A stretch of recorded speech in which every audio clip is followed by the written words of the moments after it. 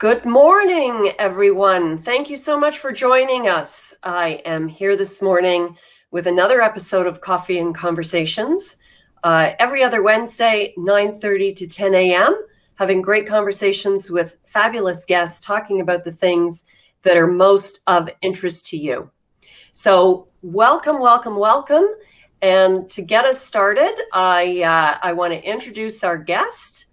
Lauren Waldman is a learning scientist. She's the founder of the Learning Pirate, and she's also the co-founder and chief learning scientist from Island 8. But before I talk about Lauren, I want to bring her in live.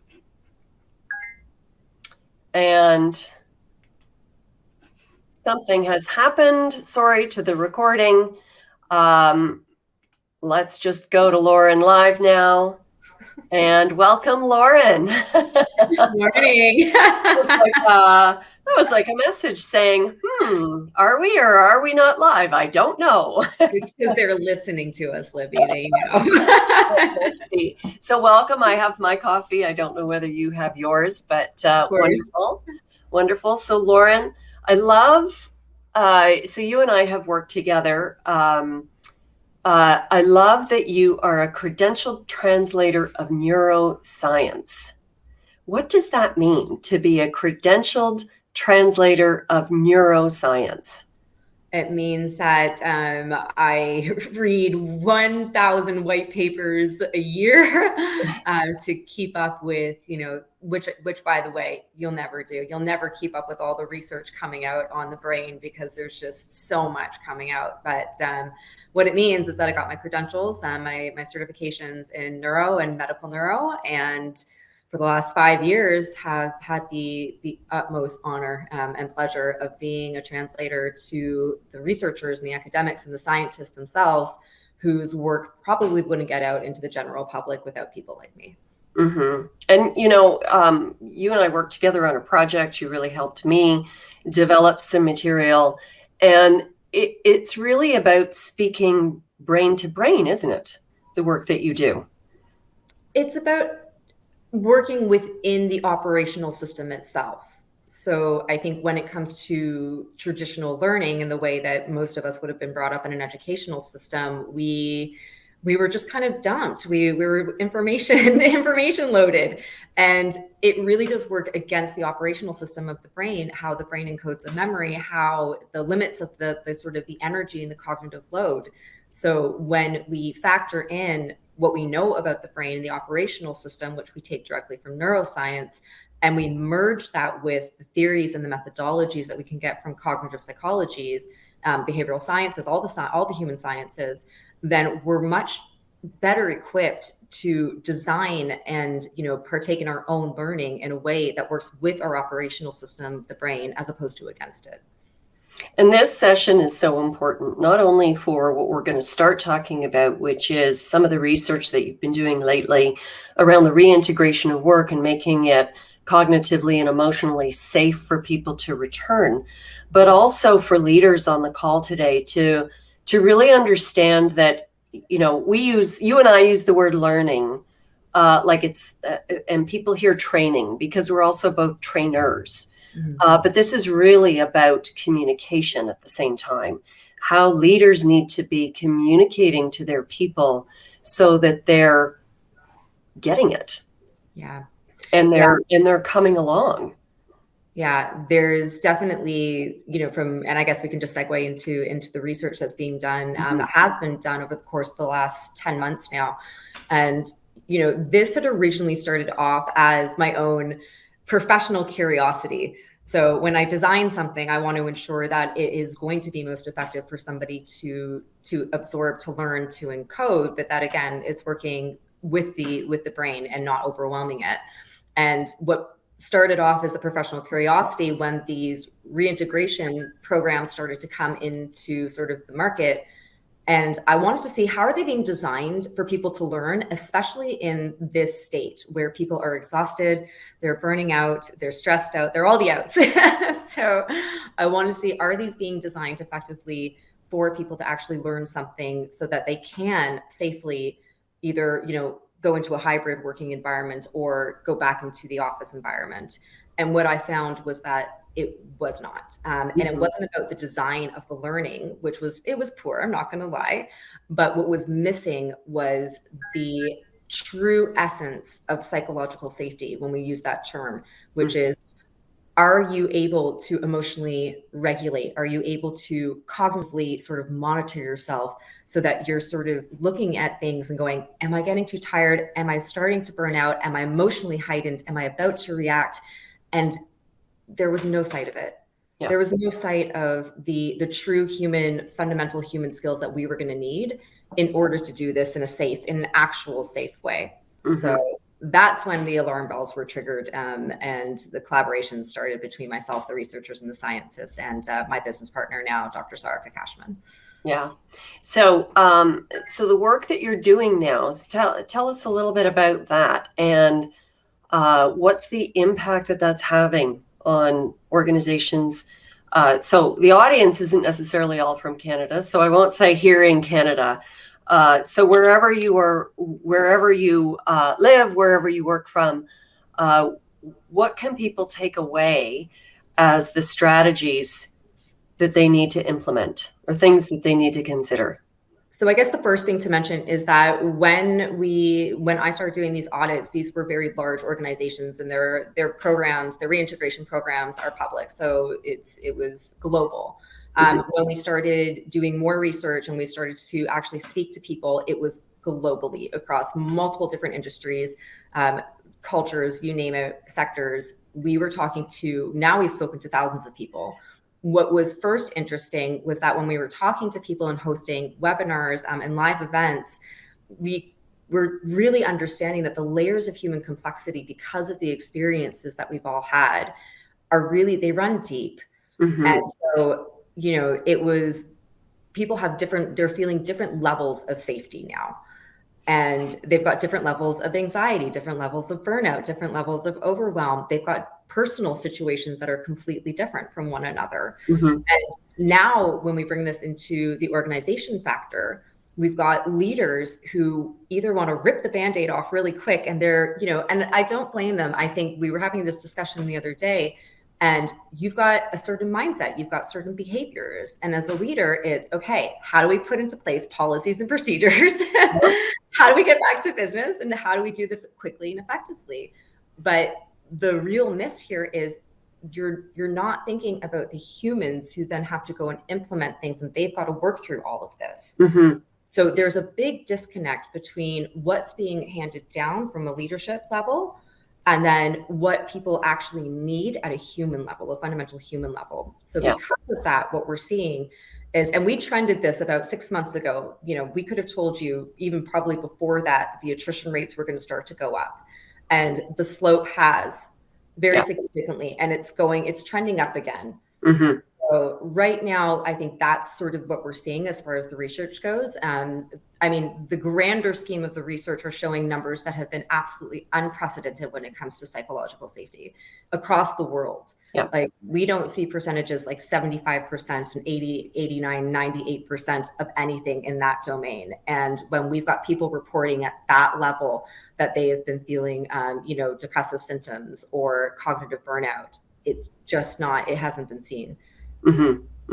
It's, I've worked for a long time inside organizations, and the desire to go to the masses, right? Do sort of, in training terms, I would call it, sometimes we have to do vanilla so that we can reach everybody. It's just not going to work, I think, is what I hear you saying.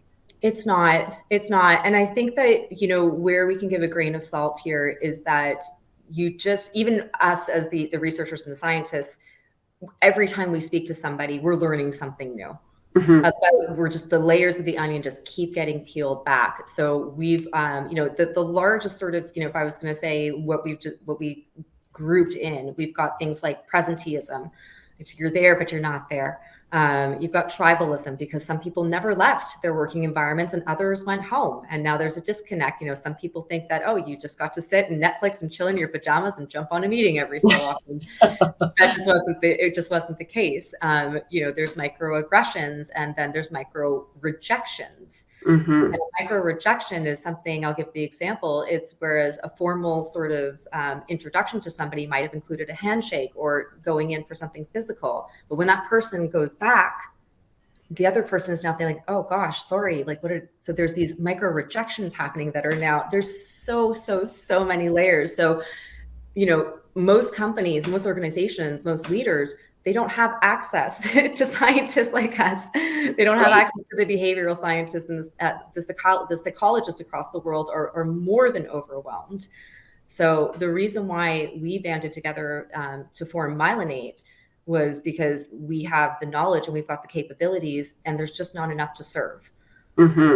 So like you said, I think they're trying their best at the organizational levels, but this isn't necessarily a problem for human resources or the learning and development teams, because this has to do with brain training. This is brain state training, so that when you come across those moments, you can learn to take a breath or feel it in your body, down regulate in the moment, hear your narrative before it comes out of your mouth in a conference call or something happens.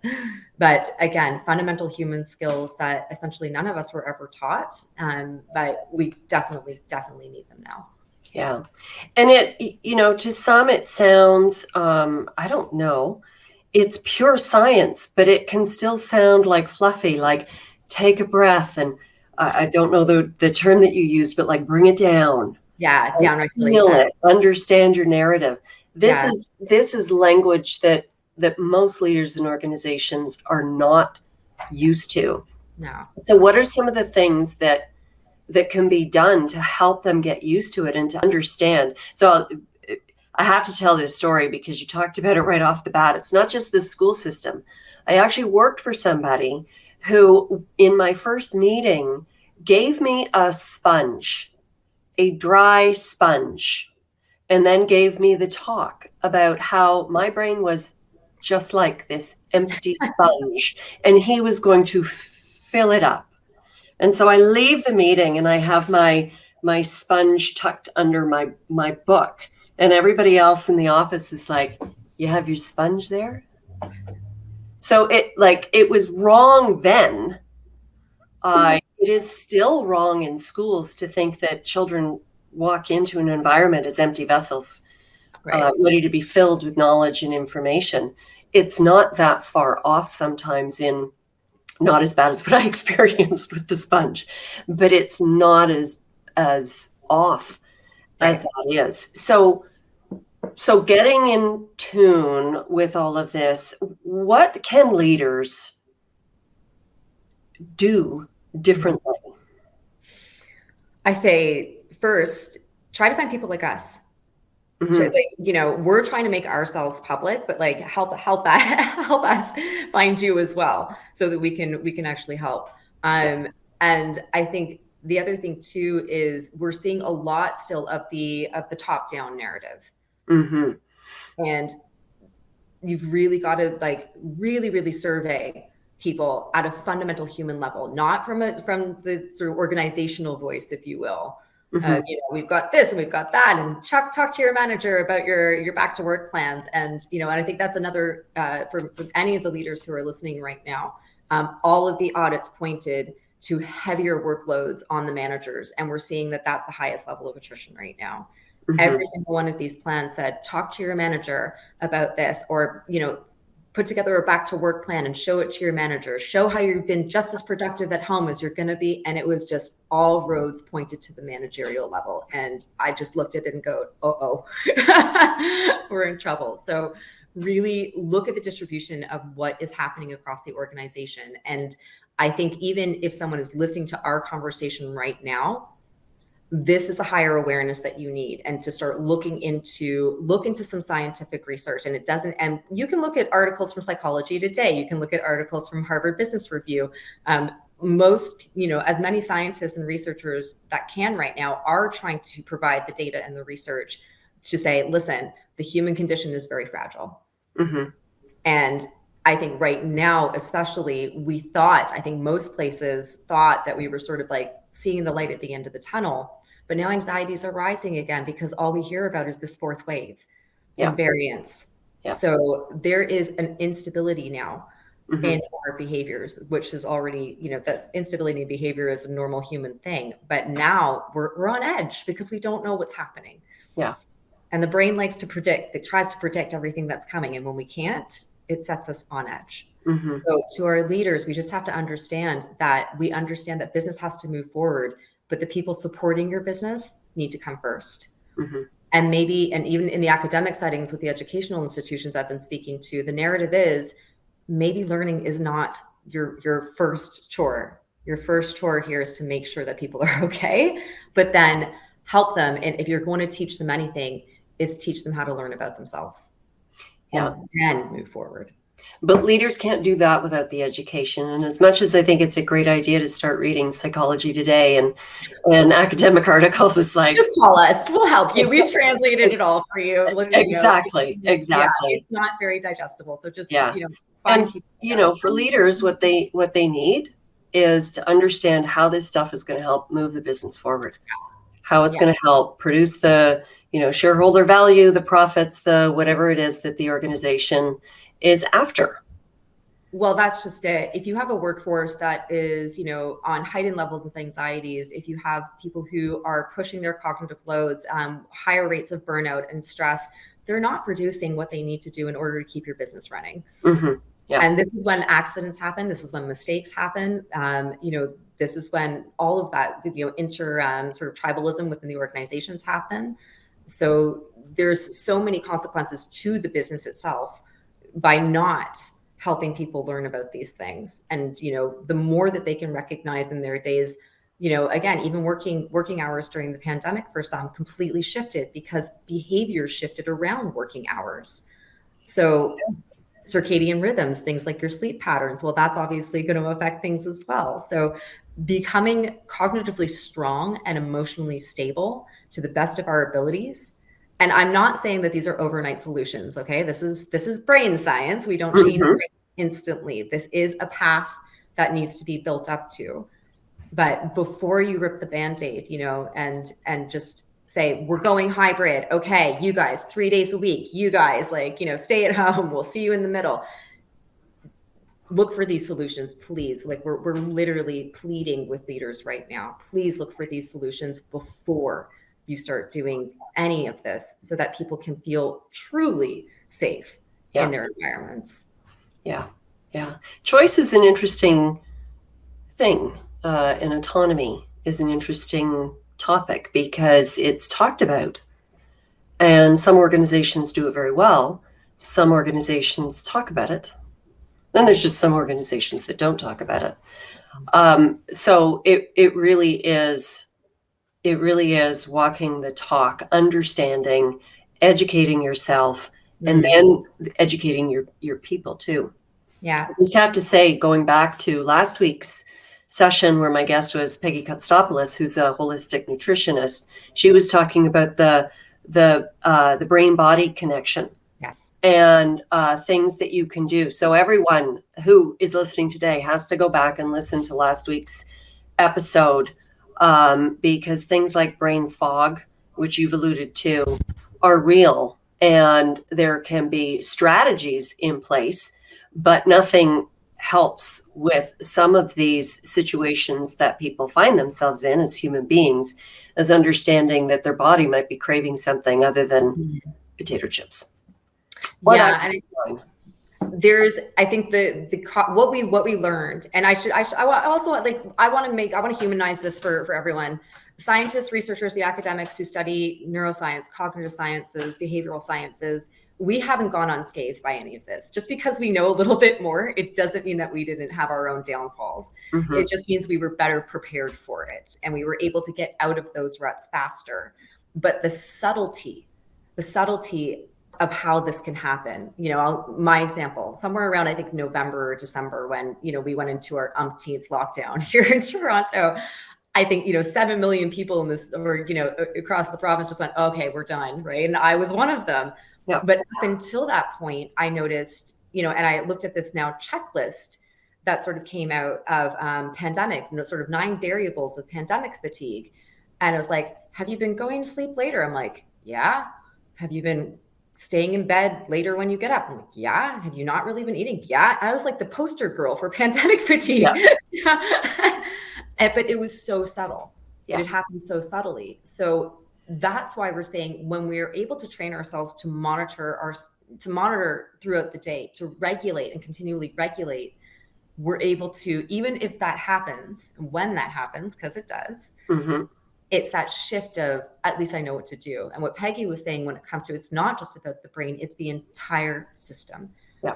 The body, it's the mind. There's research going on right now. I was on the subway the other day here in Toronto, and one of our largest mental health organizations, they're starting to conduct studies on inflammation in the brain as a result of the stress of pandemic. So we know that this is happening across the board, across the world, regardless of, who you are, what you do. Yeah. So now it's time to look into the solutions. But yes, it is a completely holistic view. If you're not sleeping well, your toxins build up in the brain throughout your day. They're just they can't flush out if you're not sleeping well. The cognitive fog that Peggy was talking about, it's 100% a real thing.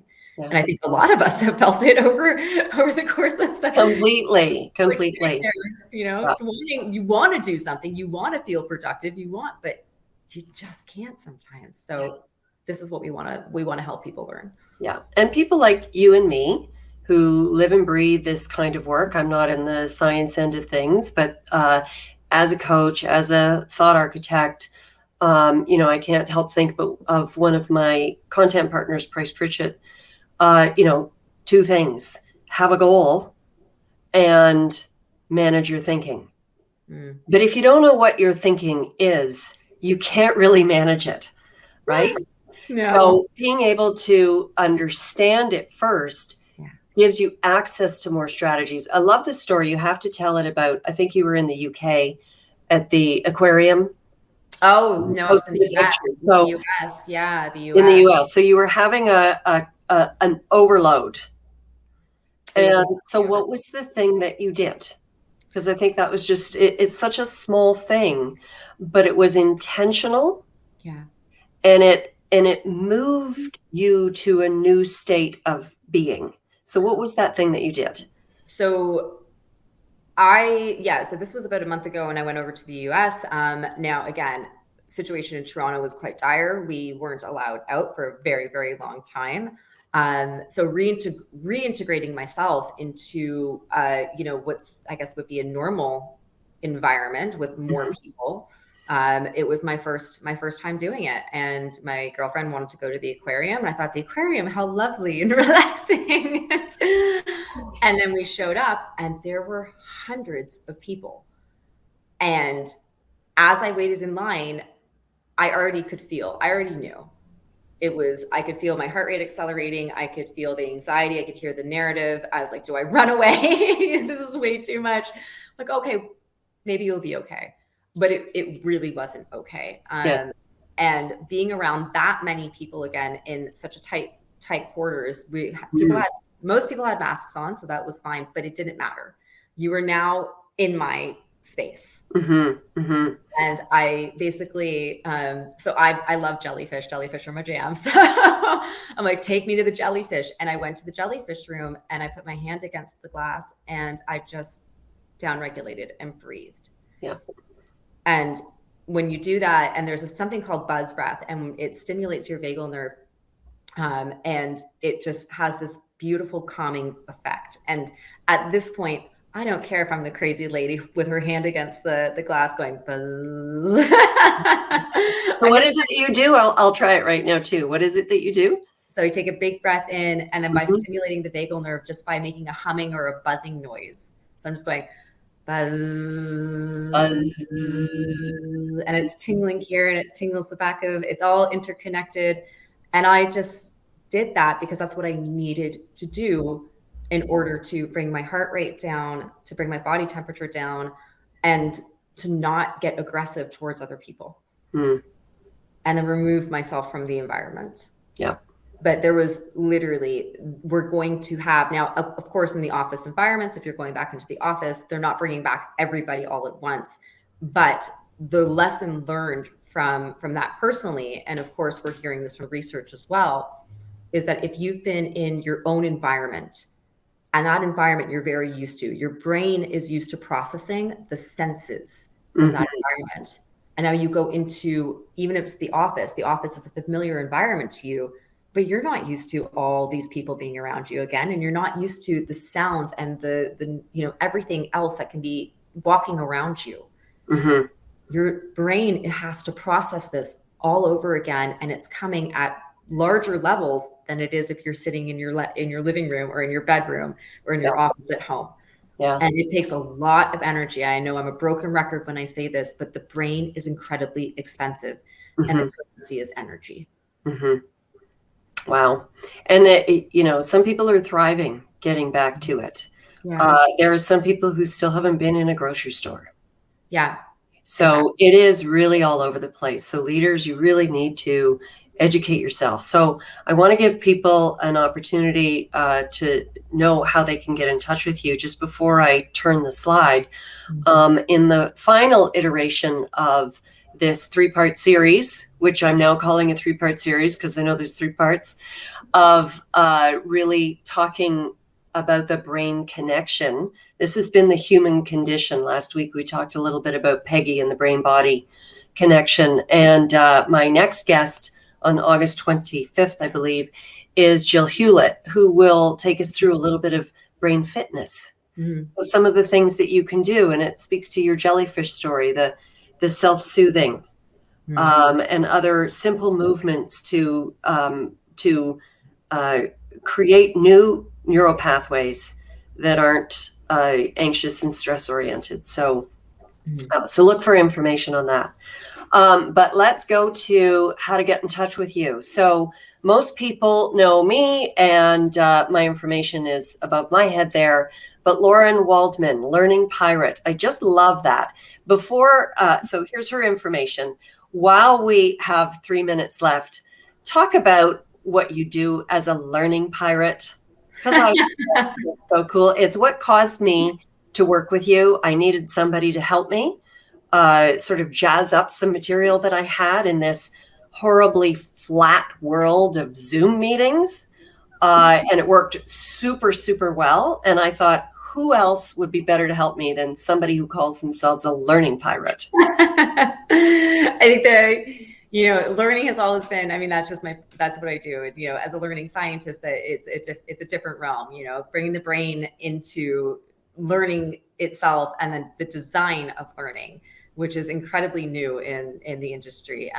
But the pirate, I think, when you're going to revolutionize something, sometimes you just got to get your voice out. And, I love sort of the whimsy of the pirate and the adventure and the searching for treasure and, all of these new discoveries. And that's really the brain to me, is bringing all of this new discovery, all of this new adventure, but also shaking things up a bit. We got to revolutionize, and the time is now. So that's where the spirit comes from. Awesome. So if you are a leader and you are looking for the research and science and the education on what to do for your people to make sure that you've got safe and productive workplaces in the future, then you need to speak to Lauren. And if you are a learning professional and you've been doing the same old thing on Zoom for months and months and months, you need to talk to Lauren. So all paths lead to Lauren. Yeah.